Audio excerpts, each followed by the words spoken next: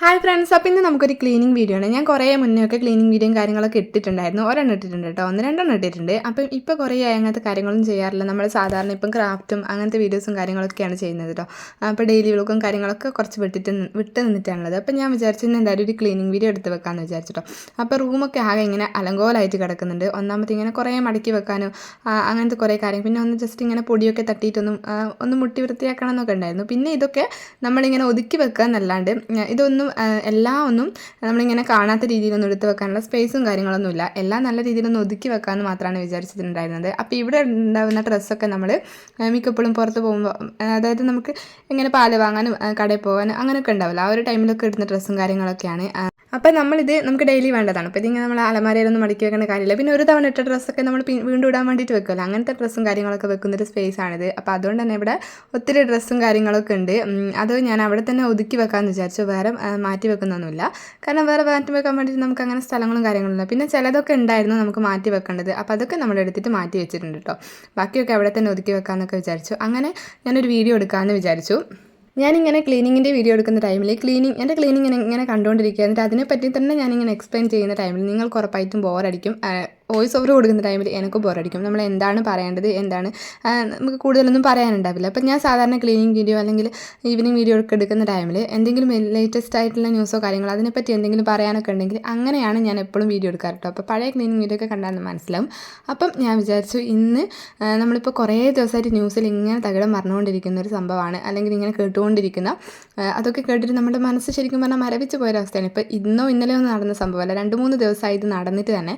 അപ്പോൾ അതുവരെ ഞാൻ ഈ ഒരു ന്യൂസിനെ പറ്റി ഒന്നും പറയേണ്ടതില്ല, കാരണം നമ്മൾ ഇത്രയും കേട്ടപ്പോൾ തന്നെ നമുക്ക് മനസ്സ് മരവിച്ച് പോയിട്ടുള്ള അവസ്ഥയാണ് കേട്ടോ ആ ഒരു ടൈമിലൊക്കെ. അപ്പോൾ ഇപ്പം ഞാൻ വിചാരിച്ചു ആ ഒരു അഫാൻ്റെ ആ ഒരു കേസ് ഉണ്ടല്ലോ, ഒരുപക്ഷെ എൻ്റെ ഈ ഒരു വീഡിയോ നിങ്ങൾ ഓപ്പൺ ചെയ്തിട്ടുണ്ടാവുക ആ ഒരു ന്യൂസിൻ്റെ എന്തെങ്കിലും തമ്മിലും കാര്യങ്ങളൊക്കെ കണ്ടതുകൊണ്ടായിരിക്കാം. അപ്പോൾ എന്തായാലും ഇതിപ്പോൾ 2-3 ദിവസം മുൻപേ നടന്നൊരു സംഭവമാണെങ്കിൽ പോലും ഇപ്പോഴും ഇങ്ങനെ നമ്മൾ ന്യൂസിലൊക്കെ ഇങ്ങനെ കണ്ടുകൊണ്ടിരിക്കുകയാണ്. അതിൻ്റെ കൂടുതൽ കാര്യങ്ങളും അന്വേഷണങ്ങളൊക്കെ ഇങ്ങനെ നടന്നുകൊണ്ടിരിക്കുകയാണ്. അന്വേഷിച്ചിട്ടെല്ലാം കണ്ടെത്തി ആൾ തന്നെ കീഴടങ്ങിയതാണ്. 6 പേരെ വീട്ടിൽ, അതായത് സ്വന്തം എന്ന് പറയേണ്ട ആൾക്കാർ 6 പേരെ കൊലപ്പെടുത്തിയിട്ടാണ് ആൾ പോലീസ് സ്റ്റേഷനിൽ പോയിട്ട് കീഴടങ്ങിയിട്ടുണ്ടായിരുന്നത്. അപ്പോൾ നമ്മൾ പണ്ട് ഇങ്ങനെ കേൾക്കാറുണ്ടായിരുന്നു, അമേരിക്കയിലും ജർമ്മനിയിലെ ഏതെങ്കിലും യൂറോപ്യൻ രാജ്യങ്ങളിലൊക്കെ അങ്ങനെ ബാഗിലൊക്കെ തോക്ക് ഒളിപ്പിച്ചിട്ട് വന്നിട്ട് വിദ്യാർത്ഥി വെടിവെച്ച് കൊന്നു എന്നുള്ള, അല്ലെങ്കിൽ വകവരുത്തി അങ്ങനെയൊക്കെ നല്ല രീതിയിൽ പ്ലാനൊക്കെ ചെയ്തിട്ട് അങ്ങനത്തെ പിന്നെ കുട്ടികൾ അധ്യാപകരെയും രക്ഷിതാക്കളെയൊക്കെ ഉപദ്രവിക്കുന്ന സംഭവങ്ങളൊക്കെ നമ്മൾ ന്യൂസിലോടൊക്കെ ഇങ്ങനെ കാണാനുണ്ട്. പക്ഷെ അതൊക്കെ നമ്മുടെ ദൂരെ എവിടെയോ നടക്കുന്ന വാർത്തകൾ മാത്രമായിരുന്നു നമുക്ക്. അതായത് എവിടെയോ നടക്കുന്ന സംഭവങ്ങൾ നമ്മളിങ്ങനെ വലിയൊരു അതിശയത്തിൽ ഇങ്ങനെ പറയും.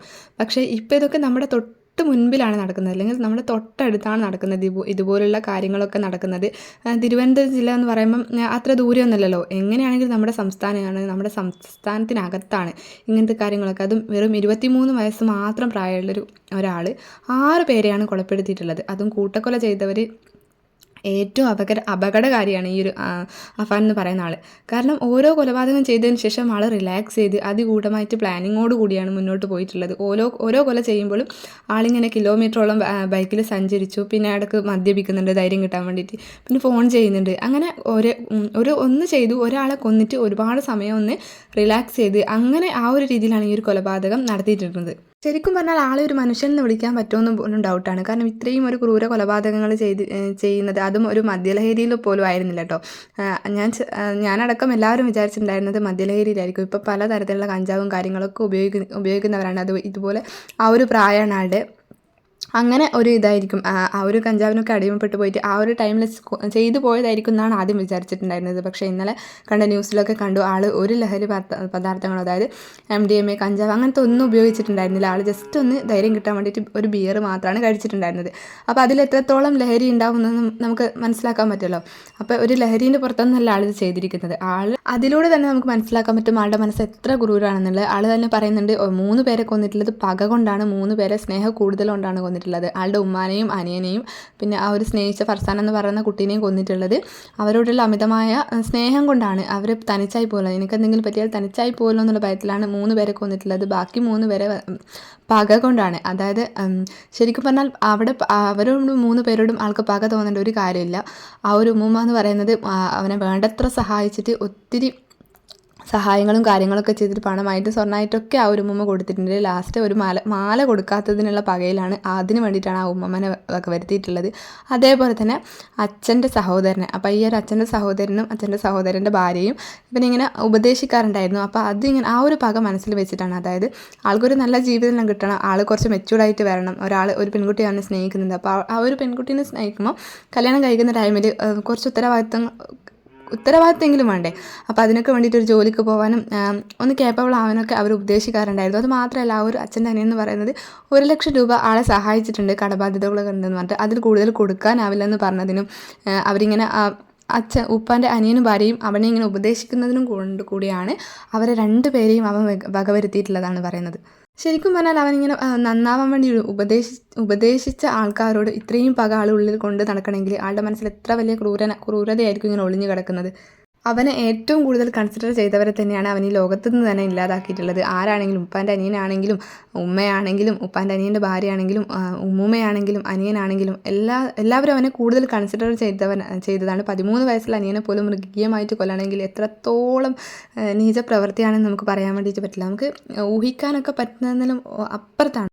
ഇപ്പോൾ ആളിങ്ങനെ ഒരു ഇത്രയും കൊലപാതകങ്ങൾ ചെയ്തതിന് ഒരു ന്യായീകരണമായിട്ട് പറയുന്നുണ്ട്. ആൾ കടബാധ്യതകൾ ഉള്ളത് കൊണ്ടാണ്, അതുകൊണ്ടാണ് ഞാൻ ഇത്രയും പേരെ കൊന്നിട്ടുള്ളത്. പിന്നെ ഉമ്മാൻ്റെ ക്യാൻസറിന് ചികിത്സിക്കാൻ പോലും പൈസ ഉണ്ടായിരുന്നില്ല, 75 കോടീൻ്റെ ബാധ്യത ഉണ്ടെന്നൊക്കെ. പക്ഷേ ആ ഒരു ബാധ്യതയും കാര്യങ്ങളൊന്നും എങ്ങനെ വന്നാലും ഈ ഒരു അഫാൻ്റേതല്ല, അതൊക്കെ ആളുടെ വാപ്പാൻ്റേതാണ്.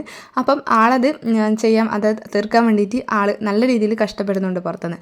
അപ്പം ജോലി ചെയ്തിട്ട് കഷ്ടപ്പെടുന്നുണ്ട്. അപ്പം ഈ ആൾക്ക് ഈ ഒരു കടബാധ്യത തീർക്കാൻ വേണ്ടിയിട്ട് ഇത്രയും പേരെ വകവരുത്തേണ്ട ആവശ്യം ഉണ്ടായിരുന്നു. മര്യാദയ്ക്ക് എന്തെങ്കിലും ജോലി ചെയ്താൽ ചെറിയ രീതിയിലെങ്കിലും ആ ഒരു കടബാധ്യതകൾ കുറഞ്ഞു വരുമല്ലോ. ആൾക്ക് ഉപ്പാനെ സഹായിക്കാനാണെങ്കിൽ അങ്ങനെ ചെയ്താൽ മതിയല്ലോ. ഇതിപ്പോൾ ഇത്രയും പേരെ കൊന്നതുകൊണ്ട് ആൾക്ക് ആ ഒരു ബാധ്യതകളൊക്കെ തീർന്നു. ഒരു ബാധ്യതകളും തീർന്നിട്ടില്ല. എല്ലാവരും ഈ ലോകത്തുനിന്ന് പോവുകയും ചെയ്തു. പലർക്കും ഈ ഒരു അഫാന് മാത്രമല്ല, മറ്റു പലർക്കും അങ്ങോട്ടും ഇങ്ങോട്ടും തണലായിരുന്നവരാണ് എല്ലാവരും. ആ ഒരു ഫർസാന എന്ന് പറഞ്ഞ കുട്ടി ഒരു കുടുംബത്തിൻ്റെ തന്നെ എന്താ പറയേണ്ട ഒരു കുടുംബം, ആൾക്ക് മറ്റൊരു കുടുംബമില്ല. അപ്പോൾ ആ ഒരു കുടുംബത്തിലെ എല്ലാമായിരുന്നു അവർക്ക് അവരുടെ സ്വന്തം മകളെ അല്ലെങ്കിൽ ആ ഒരു സഹോദരീനെയൊക്കെ നഷ്ടപ്പെട്ടു. അപ്പോൾ ഇങ്ങനെ ഇത്രയും പേരെ വകവരുത്തിയിട്ട് ആളുടെ ബാധ്യതകളൊന്നും തീർന്നിട്ടില്ല. ഒരുപാട് പേരെ നഷ്ടമാവുകയും ചെയ്തു.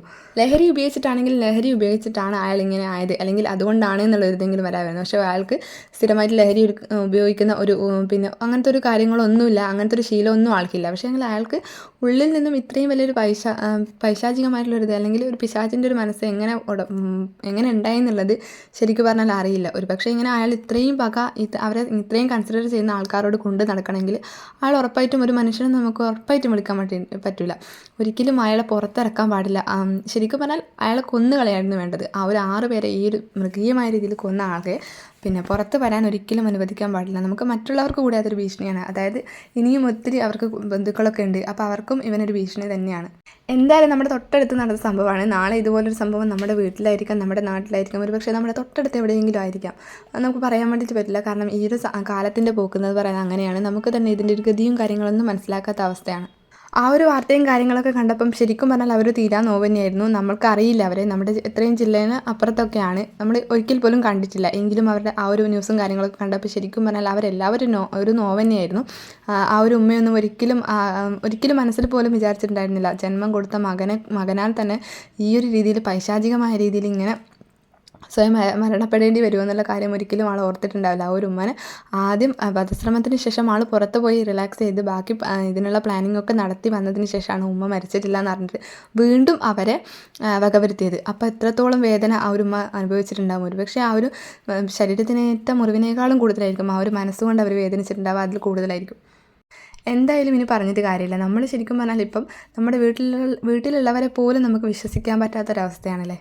ഇതിനെപ്പറ്റി പറയണമെന്ന് മനസ്സിൽ പോലും ചിന്തിച്ചിട്ടുണ്ടായിരുന്നില്ല. ഞാൻ ഇടയ്ക്ക് ഇങ്ങനത്തെ കാര്യങ്ങളൊക്കെ നടക്കുന്ന ടൈമിൽ ഇടയ്ക്ക് ഇങ്ങനെ റിയാക്ഷൻ വീഡിയോ പോലെ ചെയ്യാറുണ്ട്. പക്ഷേ ഇപ്പോൾ കുറേ ഞാൻ അങ്ങനെ ചെയ്തിട്ട് കേട്ടോ. പക്ഷേ ഈ ഒരു സംഭവം നടന്നപ്പം ഇതിനെപ്പറ്റിയിട്ട് ആ ഒരു ടൈമിൽ പറയണമെന്നൊന്നുണ്ടായിരുന്നില്ല. പക്ഷേ 2-3 ദിവസം കഴിഞ്ഞു. ഇപ്പം ശരിക്കും പറഞ്ഞാൽ ഇപ്പം നമ്മളൊന്ന് റിലാക്സ് ആയിട്ട് വന്നു. അപ്പോൾ ആ ഒരു ടൈമിൽ ഇതിനെപ്പറ്റി പറഞ്ഞതാണ് കേട്ടോ.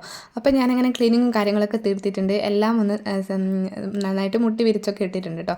അപ്പോൾ ഇത് കണ്ടപ്പോൾ നിങ്ങൾ വിചാരിക്കും ഇതിങ്ങനെ അവിടെ ഇങ്ങനെ കൂട്ടിയിട്ടതുപോലെയൊക്കെ ഉണ്ടല്ലോ, ഇതൊക്കെ ഒന്ന് ഒതുക്കി വെച്ചൂടെ. ഇത് ഒതുക്കി വെക്കാൻ വേണ്ടിയിട്ട് വേറെ സ്ഥലങ്ങളും കാര്യങ്ങളൊന്നുമില്ല. പിന്നെ നമ്മൾ ഡെയിലി ഇടുന്നതൊക്കെയാണ് കേട്ടോ. എന്തായാലും നല്ല രീതിയിൽ എല്ലാം മുട്ടി വിരിച്ചിട്ടുണ്ട്. അപ്പോൾ അത്രയേ ഉള്ളൂ നമ്മുടെ വീഡിയോ.